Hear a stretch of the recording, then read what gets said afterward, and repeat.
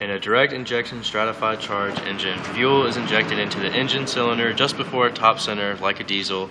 A spark discharge is then used to initiate the combustion process. A 4-stroke cylinder version of this engine has a displaced volume of 2.5 liters and a compression ratio of 12. At high load, the inlet pressure is boosted by a compressor to above atmospheric pressure. The compressor is geared directly to the engine drive shaft. The exhaust pressure is 1 atmosphere. This disc engine is to replace an equal displacement conventional naturally aspirated spark ignition engine, which has a compression ratio of 8. For A, draw qualitative sketches of the appropriate constant volume ideal cycle pressure volume diagrams for the complete operating cycles for these 2 engines at maximum load.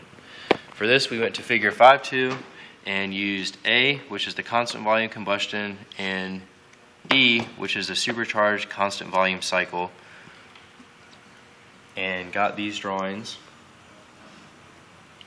For B, it says use the available fuel air results to estimate how much the disc engine inlet pressure must be boosted above atmospheric pressure by the compressor to provide the same maximum gross indicated power as the naturally aspirated spark ignition engine.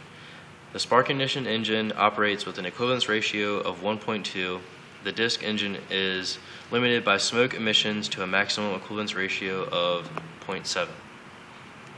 Alright, so for B, what we did was we used trial and error with our fuel air cycle. Bring that up. Yeah, no, that one.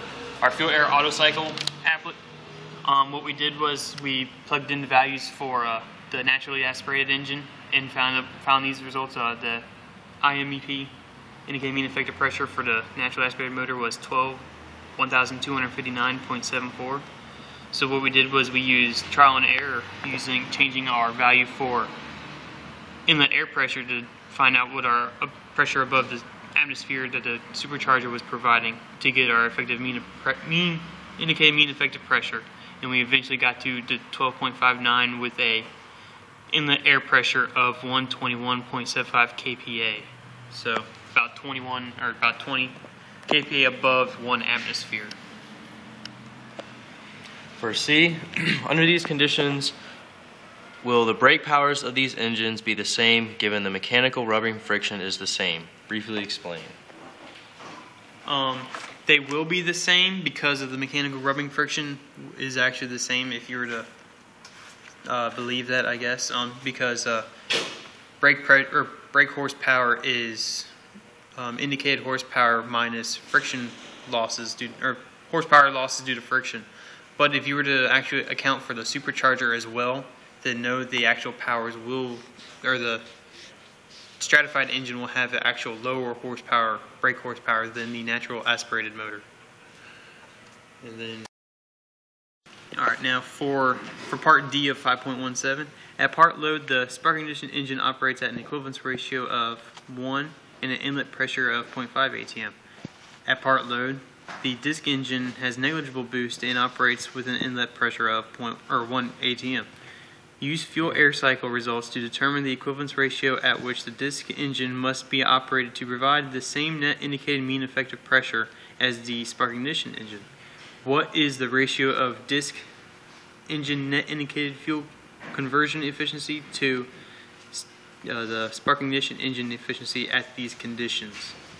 Alright, what we did to find the equivalence ratio for the disc engine, we applied the values in our fuel air auto cycle, the inlet pressure at 1 atm and the inlet temperature of 350, using the same compression ratio and residual fraction that we had been using. We found with trial and error that at 0.396 equivalence ratio, we have actually the same indicated mean effective pressure of the naturally aspirated engine at these conditions that were given, which the indicated mean effective pressure for the spark ignition engine was 635.39, where our disc engine was 635.41. So that would be the same indicated mean effective pressure, and that was the equivalence ratio that we found. From here we use chart figure 5.9, which is the fuel air cycle results from an indicated fuel conversion efficiency, relating it to compression ratio and coolants ratio. And here we looked at these charts and took our compression ratio of 8 and 12 and our fuel air coolants ratios, which we just found to be 0.396, so basically 0.4, and found using for 12 that it goes up to 0.55, and for 8 that it goes up to with the equivalence ratio of 1.